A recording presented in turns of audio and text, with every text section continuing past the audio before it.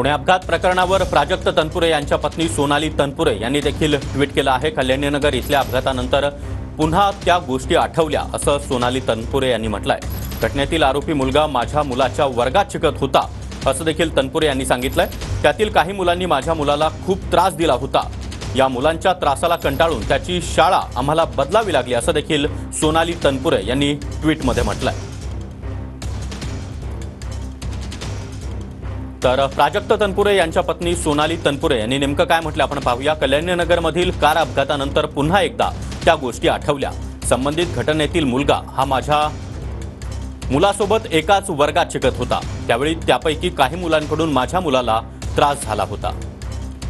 या मुलांची तक्रार मी त्यांच्या पालकांकडे केली, मात्र योग्य तो प्रतिसाद मिळाला नाही। शेवटी या मुलांच्या त्रासाला कंटाळून त्याची शाळा बदलावी लागली। त्या घटनांचा वाईट परिणाम आजही त्यांच्या मनावर आहे। वाईट प्रवृत्ती असणाऱ्या मुलांची दखल वेळीच घेतली गेली असती तर असा भयंकर गुन्हा कदाचित घडला नसता।